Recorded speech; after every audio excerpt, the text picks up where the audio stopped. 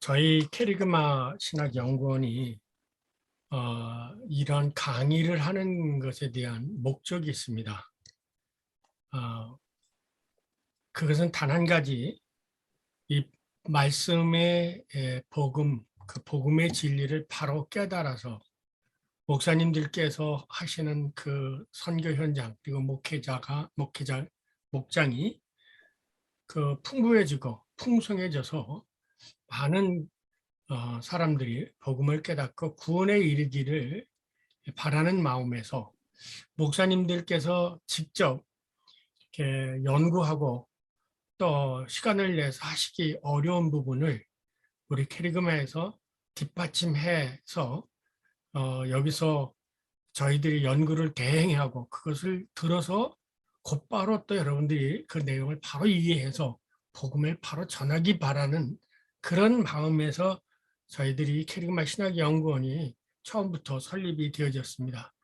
그래서 뭐 여러분도 아시겠지만 우리 캐리그마 신학연구원이 무슨 수강료를 받고 하는 것도 아니고 단지 한 가지 소망은 이 복음의 내용을 바로 목사님들이 깨달아서 딴소리 하지 않고 복음을 바로 전해서 교회가 복음 위에 서도록 하는데 저희들이 뒤에서 뒷받침하고자 하는 그런 목적에서 27년 전에 저희가 설립이 됐습니다.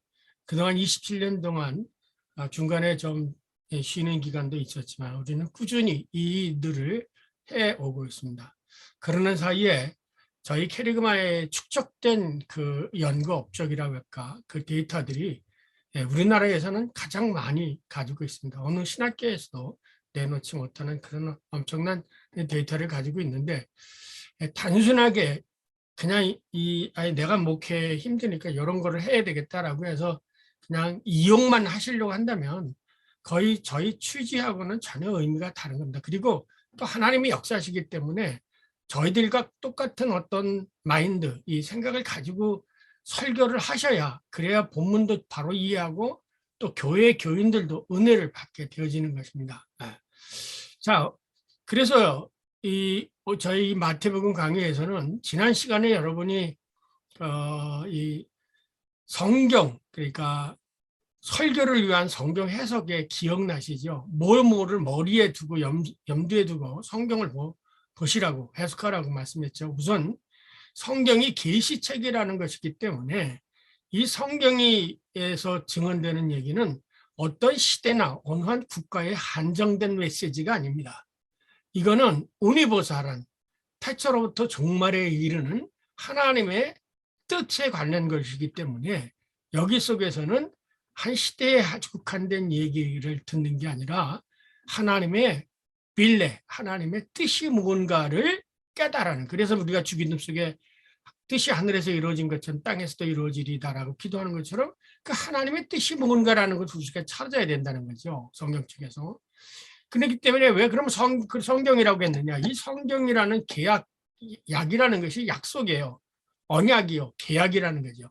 그래서 이게 히브리 말로는 베디스, 그리고 헬라어는 디아테케, 라틴어는 테스타멘툼, 우리나라에서는 구약, 신약, 그래서 옛계약, 새계약에, 그래서 성경은 계약으로 형성, 그 성경을 이루고 있는 하나의 텍스트 주어, 그러니까 구조가 뭐냐면, 쉐마가 뭐냐면 이게 계약입니다. 그래서 성경을 읽을 때 이 계약이란, 또 성경이 예수님은 이 성경이 나에게 대해서 증언한 것이니라 그래서 늘 항상 기독론적인 크리스톨로기식 퍼스펙티브를 가지고 성경을 해석하라 이렇게 말씀을 드렸습니다. 그러니까 기본적으로 성경은 예수 그리스도에 관한 책이고 계약의 책이고 그다음에 계시책, 하나님의 뜻이 뭐냐라고 하는 것을 전하는 계시책이다 라는 이 가장 기본적인 이런 요소들을 염두에 두고 성경을 읽게 되면 그냥 성경을 읽었을 때하고 다른 성경의 그 안에 이 텍스처를, 그 구조와 시스템 혹은 원리, 프린시플 이거를 발견할 수가 있습니다. 이렇게 해서 이런 것을 자꾸 발견하게 되어지면 성경이 이제 전체적으로 구약과 신약 전체가 한눈에 들어옵니다. 그래야 이제 뭐가 되냐면 상타르 스크립트라 수입시우스 인터프레소, 성경을 통해서 성경을 해석할 수 있는 소위 기술, 안목이 생기는 거죠. 그렇게 될 때 이 성경을 온전하게 전하고 복음을 온전히 전해서 교인들이 그 말씀으로 구원, 은혜를 받고 구원을 얻어 생명에 이르게 되어지는 거죠. 그렇기 때문에 일반 우리 신학계에서 배웠던 무슨 역사 비판의 신학자들의 어떤 그 테오리를 우리가 여기서 증언하려고 하는 게 아니라 성경이 얘기하는 것은 뭐고 하나님의 뜻이 뭐고 예수님이 하신 활동이 뭐고 또 우리가 그것을 어떻게 오늘날 경험할 수 있는지, 예? 또 우리들의 목회에 어떻게 적용할 수 있는지를 배우는 게 우리 이 캐리그마 신학연구원이 가지고 있는 하나의 소위 안리겐, 독일말로 기대와 소망인 겁니다. 그래서 우리 캐리그마 신학연구원에 제가 말씀드리고 싶은 거는 이 캐리그마 신학연구원에서 발표된 이 증언된 것들을 여러분이 그냥 교회에 가서 직접 사용하세요. 사용하세요. 왜냐하면 이게 다른 게 아니라 또 누가 뭐라면 캐리그마 신학연 김지진 세미나에서 배운 것을 내가 배워서 전한다 그렇게 말하면 되는 거니까요. 예. 왜냐하면 오히려 딴소리를 가지고 뭐 준비되지 않는 것 가지고 하는 것보다는 오히려 잘 준비된 것을 가지고 정확하게 이해해서 내가 받은 것을 너희에게 전하는, 사도 바울도 그랬잖아요. 파라도시스, 내가 먼저 받은 것을 너에게 전한다. 김지진 교수를 통해서 받은 것을 내가 너에게 전한다. 이렇게 생각하시고 이 복음의 진리를 바로 증언해 주시면 그것으로서 하나님의 나라가 바로 서나갈 줄 믿습니다. 우리가 이 지도를 놓고 보면은요, 세계 지도를 놓고 보면 이 아시아 지계 남쪽으로는 일본이 있습니다. 저 북서쪽으로는 러시아가 있고요. 북동쪽, 북서쪽으로는 중국이 있고요. 그 동남아시아 이 남쪽으로는 다 인도네시아, 필리핀, 버마 그쪽은 다 우상을 섬기는 나라들이에요. 그리고 우리나라 반쪽, 북쪽은 공산주의, 김일성 공산주의가 있고요. 이 아시아 지역을 전체 이렇게 좀 들어보면요. 이게 먼 곳서부터 시작해가지고 이란, 이라크 거기서부터 시작해가지고 이쪽 극동 아시아에 이르기까지 이 사이 속에서 유독 기독교 국가로 남아있는 데는 이 한반도 조그만, 그것뿐이에요. 이따 제가 지도를 보여드릴 테니까요. 그것뿐이에요. 다른 건 없어요. 제가 실감나게 한번 그러면 실질적으로 좀 보여드릴게요. 여기 보세요. 조금, 여기 중국, 여기 미국 있잖아요. 여기, 이 사회 보세요. 여기, 요 동방 여기서부터 시작해가지고, 이 아프리카죠. 여기 이쪽 지방은 다 그 모슬렘이죠. 이 복음이 이 터키, 옛날 소아시아직을 통해가지고, 요렇게 떨어가지고, 요렇게 났잖아요. 서방교회 되어가면 서방화되면서 이 로마교회고, 그래서 우크라이나, 러시아로 동방교회가 됐고요. 이렇게 해서 서방교회가 됐습니다. 그러니까 이 지역을 했는데 벌써 이 러시아 다 부패했죠. 서방교회 다 부패했죠. 여기 보세요. 이 넓은 지역에 한국 여기만 기독교, 이거 일본은 우상 숭배죠. 여기도 마찬가지로 여기 동남아시아적 다 우상이죠. 여기 공산권이죠. 이쪽 다 러시아 공산권이죠. 이 사회 속에 이 조그만 나라, 이 조그만 나라가 지금 G7에 들어가 있는 나라예요. 이게 언제부터 그렇게 됐느냐. 기독교가 한국에 전래된 이후 70년 만에 이렇게 된 거예요. 이쪽에 이 나라들 몇천 년 된 거죠. 2000년 가까이 몇백 년 된 거예요. 그러면 이러한 기적의 역사가 어떻게 일어났느냐. 이게 한국에 기독교가 들어오면서, 개신교가 들어오면서 이런 역사가 일어난 것이거든요.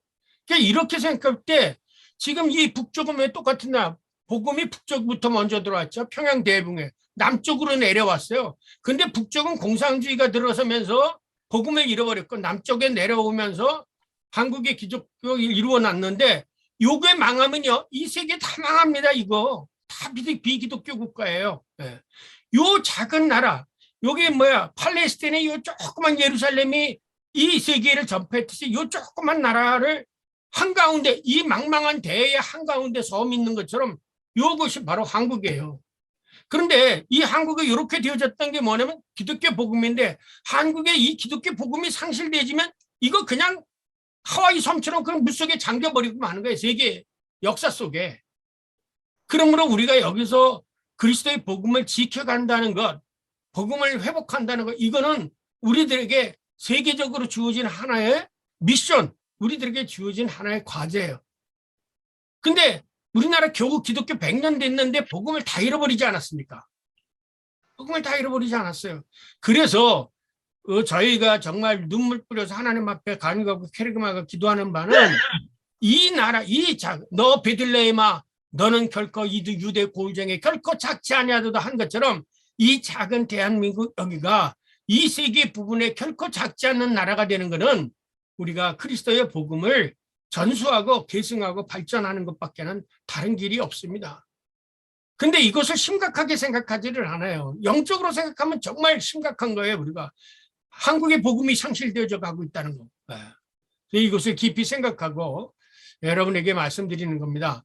이 우리나라가 이 부활의 신앙으로 복음을 회복하지 않으면, 그러나 이 작지만 결코 너는 작지 아니하리라 베들레헴처럼 그 속에서 이스라엘을 다스릴 자가 나오라 한 것처럼 이 속에서 우리의 복음물을 통해서 이 지역의 모든 것들이 복음화가 되어지게 하는 역사가 일어날 줄을 우리는 모른다. 그것을 여러분들에게 맡기신 거예요. 우리들에게 맡긴 거예요.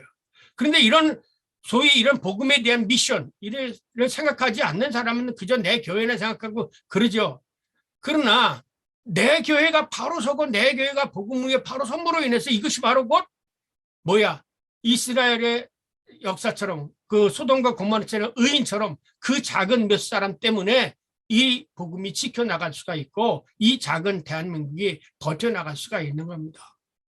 우리가 깊이 생각하고 오늘의 복음의 진리를 우리가 다시금 회복해야 되겠다라는 마음을 같이 가져주시고 오늘에 임해줬으면 좋겠습니다. 자, 제가 오늘은 결론전부터 말씀을 드리겠습니다. 왜 아까 제가 지난번에 말씀드렸던 그 설교를 위한 성경 해석 그 부분을 기억하시라고 하냐면요. 오늘 이 짧은 이야기 속에 가늠하는 겉으로는 이혼 문제가 나왔지만 이 이혼 문제를 통해서 이런 내용들이 지금 선포되고 있는 거예요.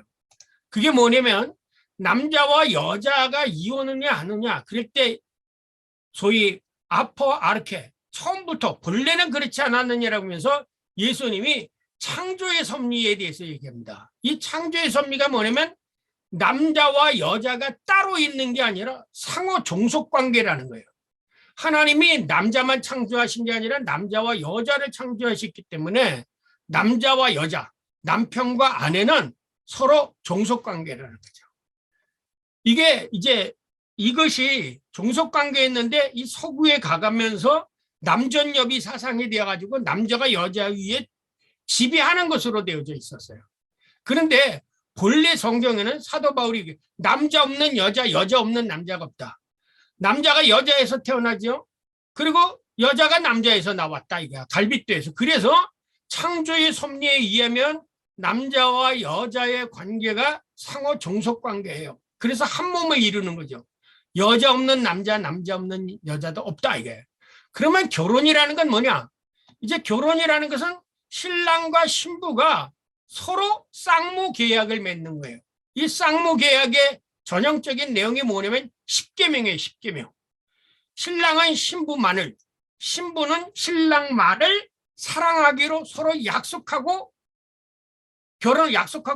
약속하는 것, 그게 결혼식이죠.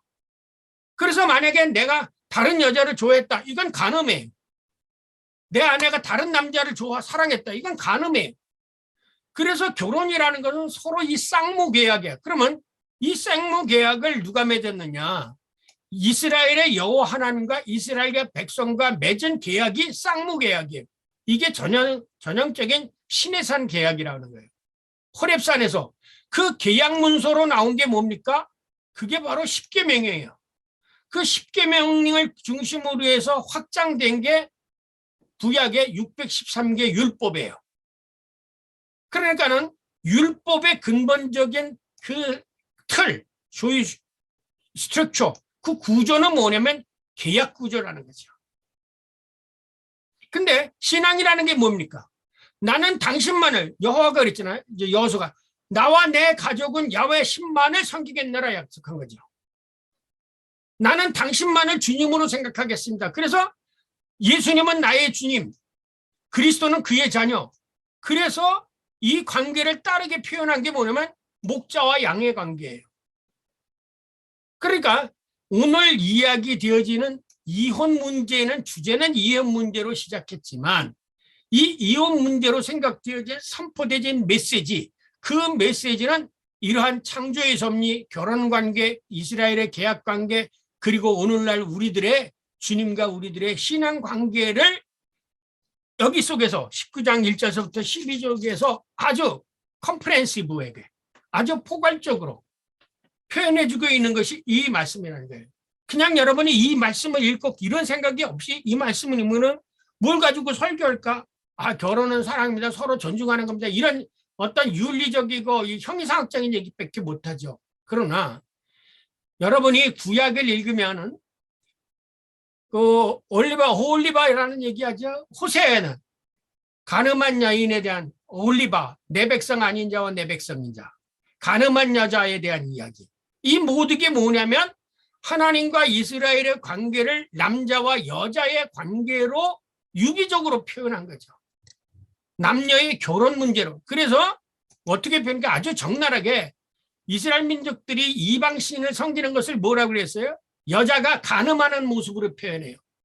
그렇게 이스라엘 민족이 이방 신을 섬긴 거를 뭐라고 했어요? 고멜과 같은 여자라고 표현하잖아요. 근데 예수님이 그 구약에 보면 고멜과 같은 여자를 다시 사라고 그러잖아요. 받아들이잖아요. 이게 뭐냐면 인간의 죄악과 관계의 그 계약 관계를 파괴한 이 고멜과 같은 타락한 이스라엘을 하나님의 사랑으로 다시 받아들이는 거죠.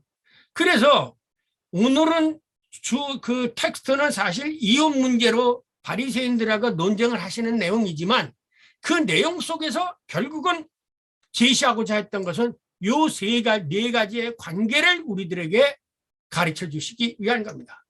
섭리, 창조의 섭리가 뭐야? 결혼이라는 게 뭐야? 그래서 결혼은 창조의 섭리에 속한 겁니다. 계약관계가 그것이 뭐냐면 결혼은 곧 계약관계예요. 나는 당신만, 당신은 나만을. 우리가 신앙생활을 위해, 그래서 나 위에 다른 신이 없다. 나 위에 다른 신을 섬기지 말라. 그거예요. 나 위에 다른 신은 섬기지 말면 아내에게 당신은 나 말고 딴 사람 사랑하면 안 돼. 이렇게 표현한 거죠. 이게 유비예요. 그래서 전에 히브리적 성경 이해, 히브리적 인지구조 제가 강의할 때 히브리 사람들의 가장 큰 많은 수사법 중에 하나가 뭐라고 그랬어요? 그게 유비의 유비, 아날로기야. 뭐뭐인 것 같이. 하나님이 이스라엘을 사랑한 것 같이 남편이 나를 사랑하고 이스라엘 백성이 하나님을 섬기는 것 같이 아내가 남편을 섬기는 것. 이게 결혼관계예요. 그래서 그 결혼관계로 왜 그렇다면 이스라엘과 하나님의 관계를 이 결혼관계로 유비로 했는가? 세상이 살아가는 가정 속에서 이 사랑의 배반을 당하는 것만큼 가슴에 가장 큰 상처를 받는 게 없습니다. 그만큼 적나라하게 사랑의 상처를 갖고 미움도 생기고 그래서 유행가 가사도 있잖아요.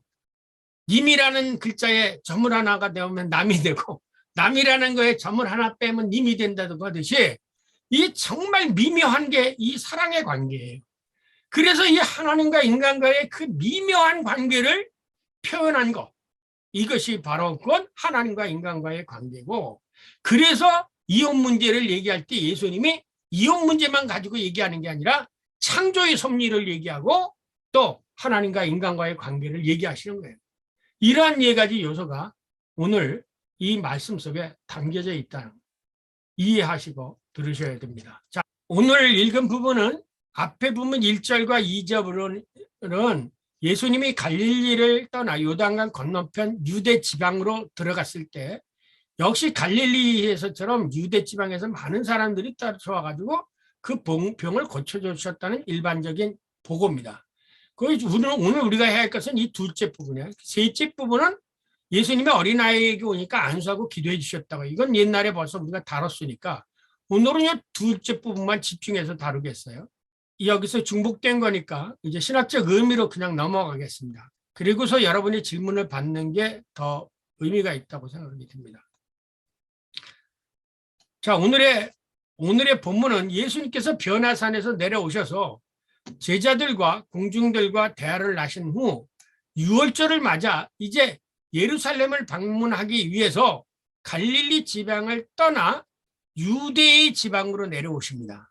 그때 요단강 건너편 유대의 지방에 이르렀을 때 거기서 많은 사람들이 따라와서 역시 그 사람들의 병도 고치셨습니다. 이제 그때 바리새인들이 이제 유대인의 바리새인들이 예수님에게 와서 시험 삼아서 예수님께 질문합니다. 모세 율법에 이혼을 하면 이혼 증서라고 하는 거 있는데 이유가 있으면 이혼해도 되는 겁니까? 이렇게 예수님 묻는 거예요. 그럴 때 오늘 말씀에서 예수님은 예수님의 결혼이라는 것을 정의를 해주십니다. 결혼이라는 것은 뭐냐면 태초부터 하나님의 섭리에 속한 것이다. 그렇기 때문에 결혼을 파기하는 것은 곧 이혼. 그 이혼은 창조의 섭리를 어기는 것이다. 우리나라 지금 요즘 사회에 뭐 기독교인이고 비기독교인이고 이혼을 많이 하지 않습니까? 근데 사실은 이혼은 창조의 섭리를 어기는 거예요. 그러니까 그럼 이혼을 허락해 이혼 증서라고 썼다면 이혼을 허락한 것이 아닙니까? 이렇게 묻죠. 그때 예수님이 그거는 너희들 마음이 완악해서 허락한 것이다. 본래는 처음부터는 하나님께서 너희들에게 이혼을 절대 허락한 것이 아니다. 그리고 지금 이혼한 여자하고 결혼하거나 장가드는 자도 사실 간음한 거나 다름이 없다. 이렇게 말씀하십니다. 자, 이런 것을 통해서 우리가 오늘 이 본문을 가지고 설교할 때 이런 질문을 교인들에게 먼저 던져요. 여러분, 결혼이 뭔지 알고 결혼하셨습니까? 결혼하면 실질적으로 법적으로는 결혼했으면서도 동거하는 사람이 있어요. 그게 뭐냐? 이게 아직 동거와 결혼하고는 분명한 차이가 있는 겁니다. 그래서 교인들에게 이번 기회에 결혼이 뭔가라고 하는 것을 새삼 가르쳐 주세요. 그래야 이혼하고 싶은 사람도 이혼을 못해요. 두 번째, 왜 단 하나의 이혼 조건만이 존재하는가? 그것은 뭐냐면 남자든 여자든 가늠한 것 이외에는 이혼 조건이 되지 않습니다. 한 걸음 더 나가 부부 사이에도 간음이 있습니다. 부부 사이에는 간음이 없는가? 예수님이 그랬잖아요. 음욕을 품고도 여자를 쳐다보는 자는 이미 간음하였다. 그렇다면 부부 사이에는 간음이 없는가? 왜냐하면 이 부부 사이의 간음이 잦아지면 이혼으로 발전하기 때문입니다. 그래서 오늘날 결혼해서 잘 사는 사람들에게도 부부간에도 간음이 있으니까 이거를 가르쳐서 부부 사이의 간음부터 없애야 돼요. 또 결혼식에서 여러 친지 앞에서 신랑 주례하신 분 김재현 목사님 주례하셨을 때 뭐라고 했습니까? 신랑 누구는 신부만을 사랑하기로 약속하십니까? 그랬죠? 그게 뭡니까? 그게 계약을 맺는 거예요. 두 사람이. 이스라엘 백성들이 시내산에서 계약을 맺을 때 모세가 피를 담아 양품에 닫고 이제 너는 여호와 하나님만을 섬기기로 약속하느냐? 예, 아멘 했을 때 피를 이쪽 뿌리고 하늘 제단에 뿌리고 그랬던 거예요. 하나님만을 섬기기로 약속하고 계약 맺은 거예요. 그러니까 이게 똑같은 거죠. 양식이 결혼 양식이나 하나님과 이스라엘 민족과 맺은 그 계약 양식이나 계약 양식은 똑같은 거예요. 근데 교회에서 여러분 아가서를 보세요. 구약에 아가서에 보면 정말 에로틱한 게 많이 나오죠. 그런데 왜 이것이 경전에 들어오게 되었을까? 아가서가 좀 읽어보세요. 가서인지는요. 그런 얘기가 왜 경전에 들어왔을까? 한번 교인들에게 물어보세요. 여러분도 생각해 보시고요.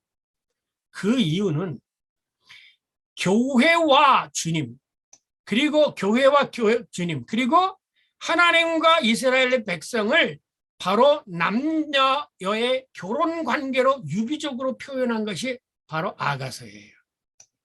그렇기 때문에 그 아가서가 구약 성경의 정경에 들어오게 된 것입니다. 그래서 제가 제안하는 바는 교회 목회를 좀 하시는 분들은 결혼 예비 학교 혹은 결혼 예비 교실을 운영하세요. 결혼을 했던 커플들을 불러서 결혼하기 전에 만약에 우리 교회에서 결혼을 한다든지 아니면 내가 주례를 서야 한다는 경우가 생기면 꼭 결혼 예비 학교를 졸업해야 결혼을 해주겠다. 하건 우리 교회에서 결혼하도록 허락해주겠다. 그렇게 말씀하세요.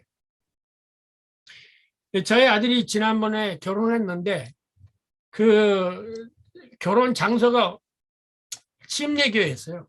그 침례교회에서 했는데 그 침례교회 목사님이 자기네 교회에서 결혼을 하려면 결혼 예비학교 강의를 들어야 된다고 그래요. 그래서 저희 아들하고 며느리들 아이가 그 목사님한테 결혼 예비 그 강좌를 들었어요. 5번에 걸쳐서. 그게 뭐냐? 결혼이 뭐냐라는 거, 또 결혼 생활이 뭐냐라는 거, 뭐 이런 것도 시작을 해가지고 그 결혼과 신앙생활 뭐 이런 것들을 해서 한 5시간 듣고 그것을 이제 문답을 해서 합격을 해야 그런 결과를 마치고서 그 교회 목사님이 주례를 서주셨습니다.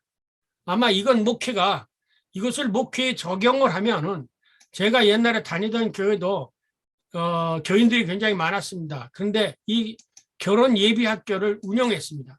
젊은이들이 참 좋아하고 결혼이 뭔지도 모르면서 그냥 지네들이 좋아서 결혼하는 사람들이 그리스도인들의 결혼이 뭐냐라는 것을 깨닫게 하고 알게 되어지는 그런 좋은 기회가 있었습니다. 신학적 의미 1.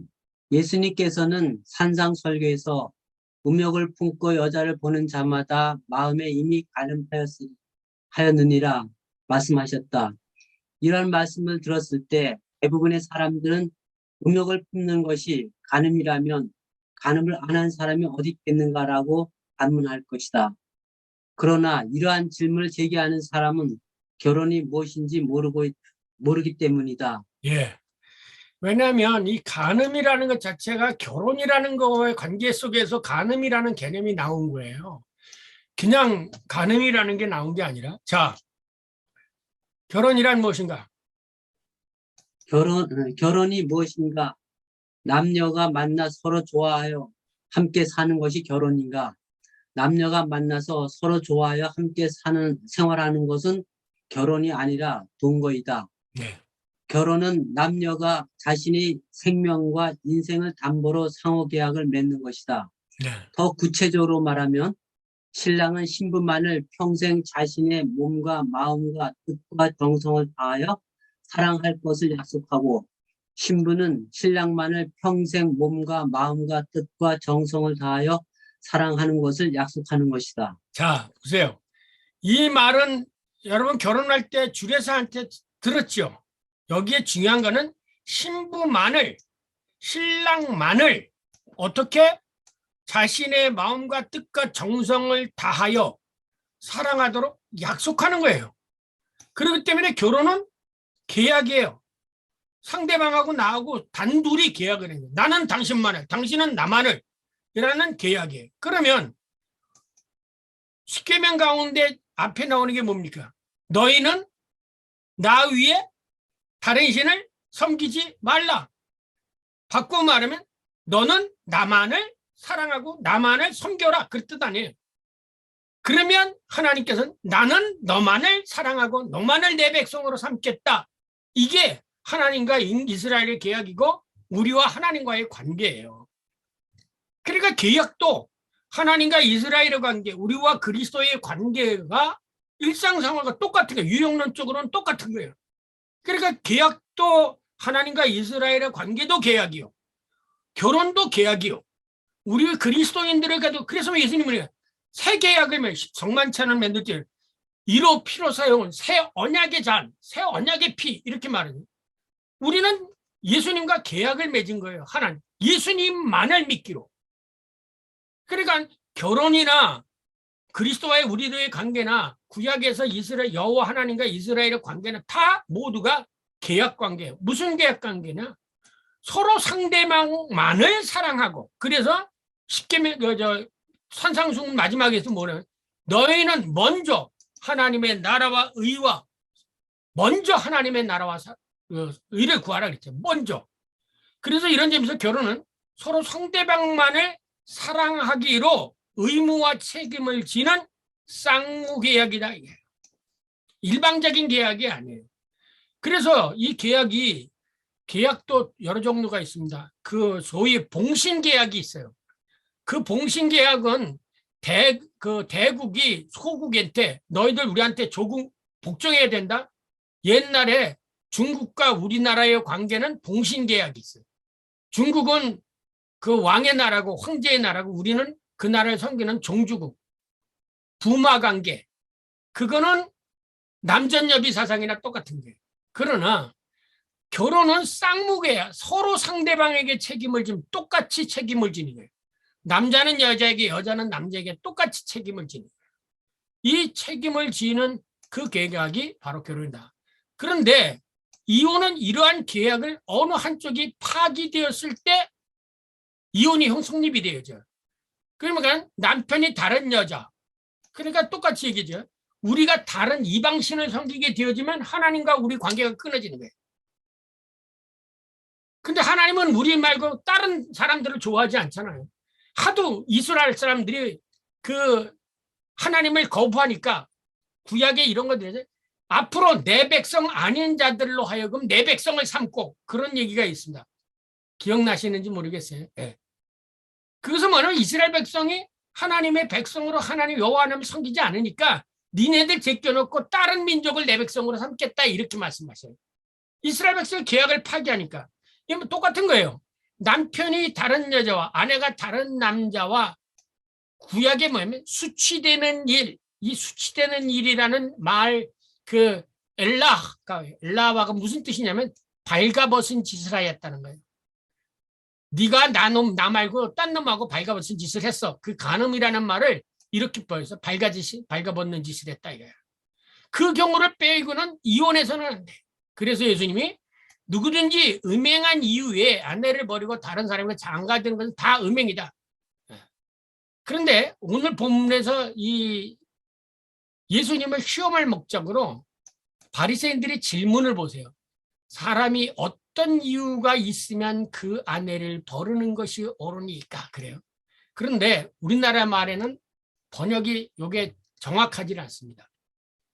헬라에 카타파산 아티안이라는 말은 뭐라고 물으면 모든 이유가 있든 무엇이든지 이유가 있으면 이혼해도 됩니까? 그렇게 물어버린 거예요.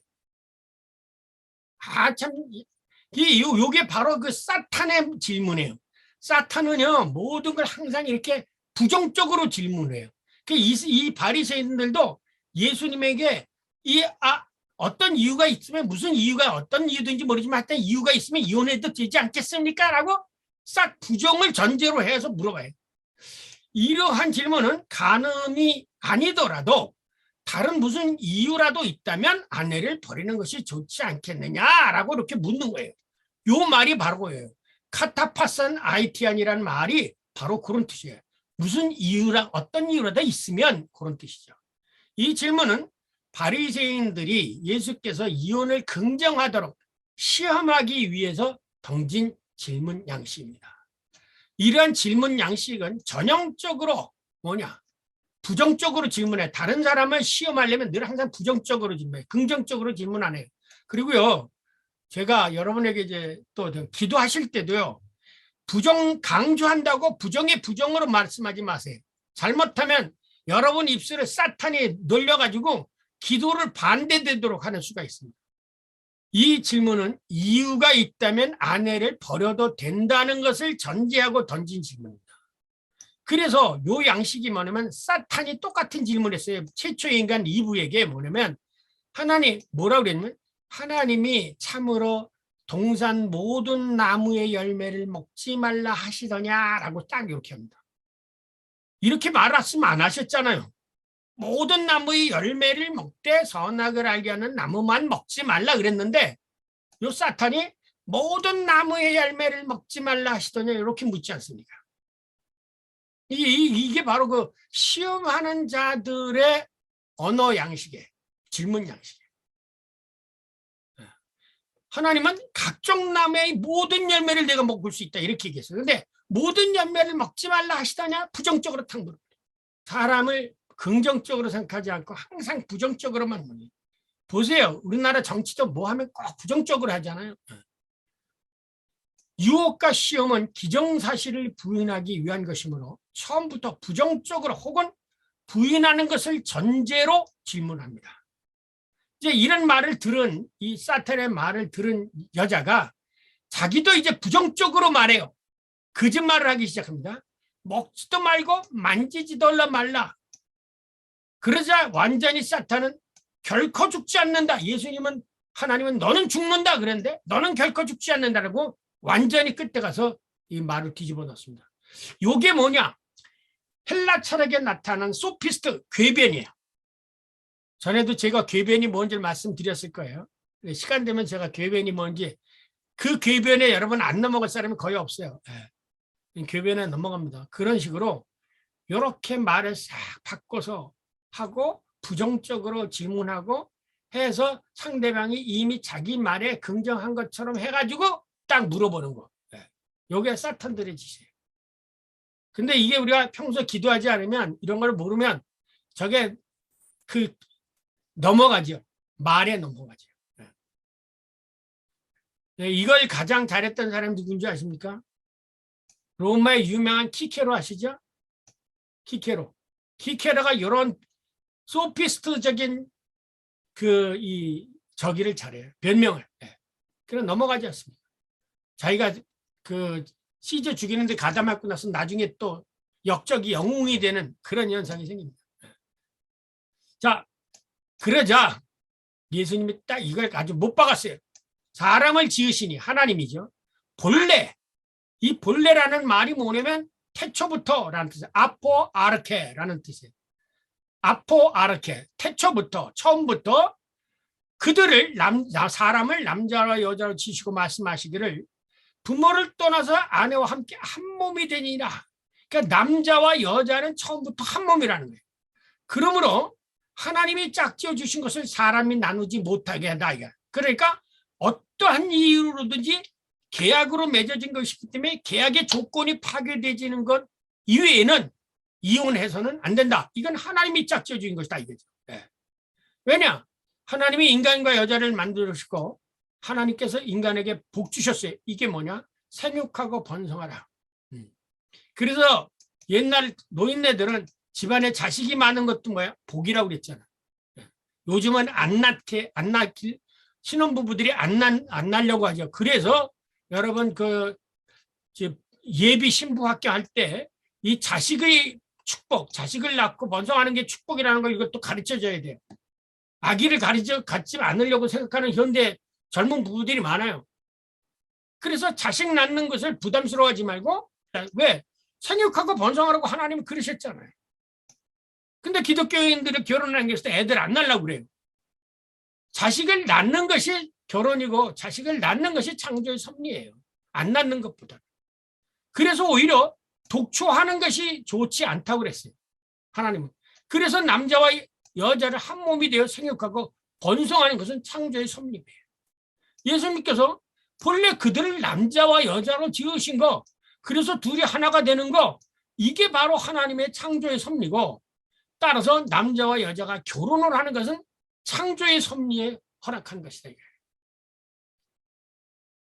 따라서 결혼하지 않는 것과 이혼은 하나님의 창조 섭리를 거역하는 것이다. 젊은이들이 결혼 안 하려고 그러죠? 그것도 창조 섭리를 어기는 거예요. 이혼하는 것도 창조의 섭리를 어기는 거예요. 그러니까 우리나라 지금 한국 사회가 이 결혼하지 않으려고 하고 이혼율이 얼마나 높아갑니까? 이게 하나님의 창조 섭리를 지금 어기고 있는 거예요.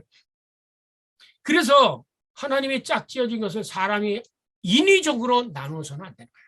근데 여기 짝지어주다라는 것이 뭐냐? 이게 누가 짝지어준다고 그랬어요? 하나님이 짝지어준다고 그랬어요. 그래서 우리나라 말에도 뭐예요? 천생연분이라는 말이 있죠. 이 천생연분이라는 건 하늘 천자, 하늘이 정해준 연분이라는 거예요. 천생연분이라는 게. 이거를 기독교적으로 얘기하면 하나님이 짝지어 주신 거예요. 그래서 결혼 예식할 땐 목사님들이 성구 가운데 항상 하나님이 짝지어진 것을 사람이 나누지 못하니라 이 말씀을 하시죠. 하나님이 짝지어진 거야. 그렇기 때문에 니네들끼리 뭐 마음에 안 든다고 이혼하고 그런 짓 하지 말라. 한 가지 이유는 있다. 남편이나 아내가 바람을 폈으면 어쩔 수 없다. 그거는 이혼 증서라고 갈라지는 수밖에. 그것 위에 다른 것들은 다 이 창조의 섭리를 어기는 거야. 그래서 오늘 사회가 이거예요. 남녀를 억지로 결혼시키는 것도 창조의 섭리라는 거예요. 결혼한 사람을 억지로 이혼시키는 것도 창조의 섭리인 거예요.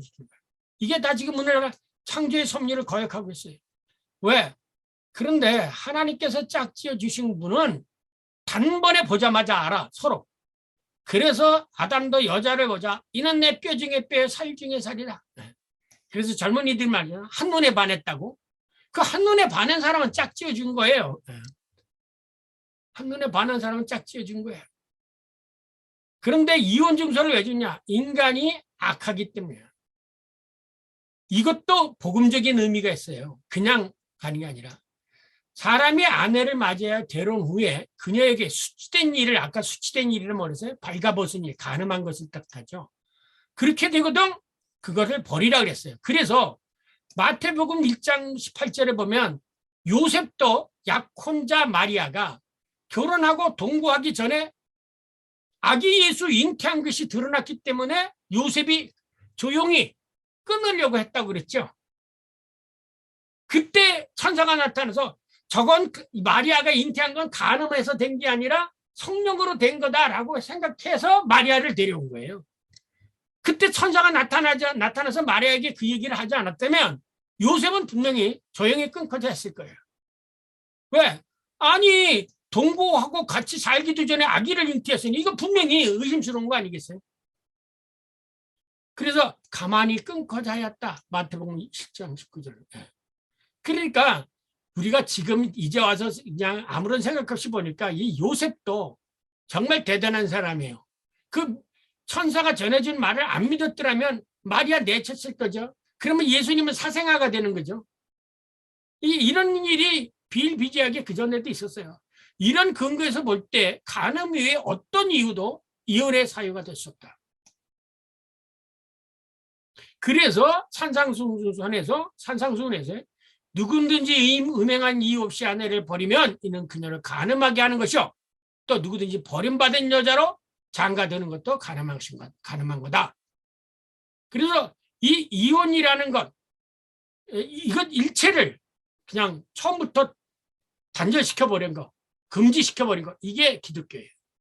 그러면 이 이혼 증서를 주는 것도 왜 주느냐면요. 이제 이스라엘의 율법은 이 여자가 이혼 증서를 가지고 있지 않으면 다시 또 시집을 갈 수가 없어요. 그래서 예수님이 이제 법에 대해서 얘기할 때 이러잖아요. 남녀가 있는데 남편이 죽기 전에 다른 사람에게 가는 것은 간음이려니와 남편이 죽은 다음에 다른 사람에게 가는 것은 간음이 아니다 이렇게 얘기했거든요. 따라서 남자에게 정식적으로 이혼 증서를 받고 다른 사람에게 가는 것은 그건 간음이 아니지만 이혼 증서 안 받고 갔을 때는 이건 간음으로 처리가 되는 거예요. 그래서 간음했지만 그 여자가 다시금 새 생활을 다시 출발할 수 있도록 적어도 이혼 증서를 줘서 보내라는 거예요. 이게 누구를 위한 겁니까? 이 간음한 여자를 그래도 구제해 주기 위해서 하는 거예요. 그러니까 이 율법 속에도 이미 뭐가 은혜가 담겨져 있는 거예요. 심판의 은혜가 담겨져 있는 거예요. 그러나 그것도 사실은 안 해야 되는데 그것조차 하는 것은 너희들이 마음이 처음부터 본래 완악하기 때문에 그래도 그 이혼 증서를 줘서 이 여자도 살고 너도 딴 여자 얻는데 정당성을 부여해 주기 위해서 그렇게 생긴 거지 이혼이 정당한 거기 때문에 이혼 증서를 주라고 한 것이 아니다. 그런 뜻이에요. 따라서 율법은 인간의 마음이 완악하기 때문에 제정된 것이다. 도둑질하지 말라는 것은 도둑질하는 사람이 있기 때문에 생긴 거고 간음하지 말라고 하는 것은 율법은 간음한 자가 있기 때문에 생긴 거예요. 예를 들면 태양광으로 인해서 다른 사람을 사기치는 일이 생기면 태양광 관리법이 생기는 거죠. 스토킹으로 인해서 다른 사람이 무슨 피해를 입었다면 스토킹 방지법이 생기는 거예요. 항상 법이라는 것은 범죄를 막기 위한 것이 1차적인 거예요. 그래서 세상에 살수록 법이 많이 생겼다고 하는 거, 이거는 살기 좋은 세상이 아니라는 뜻이에요. 그래서 맨 처음에는 10계명이 확산이 되어서 몇 개가 됐습니까? 613개의 율법이 된 거죠. 그러니까 법이 많아지는 건 좋은 게 아니에요. 그래서 이제 율법의 1차적인 용법은 예방의 용법이 있어요. 그래서 여러분이 선악을 알게 하는 나무를 먹지 말라라고 하는 것은 뭐예요? 예방하기 위한 거예요. 범죄할 것을 예수님이 아시고. 2차적인 용법은 범죄했을 경우 징벌을 해야 되는 기준이 있어야 되는데 기준으로서 율법이 있는 거예요. 그래서 우리나라는 제형 법정주의라고 하지 않습니까? 법이 없으면 범죄도 없어요. 그 말이 무슨 뜻이냐면 이 범죄가 있는데 이 범죄를 규정하는 법이 없으면 범죄로 성립이 안 돼요. 그래서 오히려 법을 아는 사람이 범법을 더 잘하는 거예요. 범법을. 네. 세 번째는 이 용도는 루터가 제시한 조세 율법의 제상용법이라는 게 그리스도의 자녀들이 세상에서 어떻게 살아가야 할지를 안내해주는 삶의 길잡이로서 율법이 필요한 것이에요. 네. 이것이 본래는 그렇지 않았다는 말씀의 뜻입니다. 그러니까 그 이혼 증서를 주라라는 뜻이 너희들이 그것이 옳기 때문에 이혼 증서를 준 것이 아니라 이러한 이 세 가지 여러 이유 때문에 이혼 증서를 주지 말라고 하는 것이고 본래는 그런 것이 아니다라는 뜻이죠. 여기서 본래라는 말, 우리말로 본래의라는 뜻은 아포아르케. 이 아르케는 기원이라는 뜻이 있습니다. 혹은 만분의 근원이라는 뜻도 있어요. 헬라어에는. 그러니까 근원부터 태초부터 처음부터라는 거예요. 의도는 인간이 하나님의 백성으로 어떻게 살아가야 할지 그 삶의 길을 제시하는 것이 바로 율법이지 누구를 심판하고 정죄하기 위한 것이 아니었다는 것입니다. 그래서 아까도 말씀드렸지만 이스라엘 백성들이 출애굽한 후에 10계명을 받았고 그 10계명이 늘어서 613개로 들었어. 그러므로 율법의 본래의 최초부터의 목적은 하나님께서 창조하신 인간의 생명을 보호하기 위해서 율법이 주어졌다. 그래서 칼 발트는 뭐냐면 율법도 복음의 한 양태다 이렇게 표현합니다. 율법도 복음의 한 양태다. 그러므로 아까도 있지만 이건 다 창조의 섭리를 어기는 거예요. 그리고 아까도 얘기했지만 이 창조의 이 남녀와의 관계를 하나님과 인간관계, 그건 이스라엘과 관계로 이미 구약에서 표현했는데 이사야서 61장에서는 이렇게 합니다. 내가 여호와로 말미암아 크게 기뻐하며 내 영혼이 나의 하나님으로 말미암아 즐거워하리니 이는 그가 구원의 옷을 내게 입히시며 공의의 겉옷을 내게 덮이시리니 신랑이 사모를 쓰며 신부가 자기의 보석으로 단장함과 같으니라. 이게 뭐냐면 여호와 하나님과 이스라엘 백성은 신랑과 보석으로 단장한 신부로 유기적으로 표현한 거죠. 그리고 요한계시록에는 어린 양의 아내로서 그리스도인들을 표현합니다. 내가 신부 곧 어린 양의 아내를 내게 보이리라. 자, 그래서 아까도 말씀드린 예수님께서 오늘 말씀하신 것들을 이렇게 도표로 유비적으로는 창조의 섭리, 결혼의 관계, 계약 관계, 이 신앙 관계가 다 남녀와의 결혼 관계로 유비적인 관계를 가지고 있다. 이것이 오늘의 말씀입니다. 자, 여기까지고 질문이 있으시면 말씀해 주시기 바랍니다.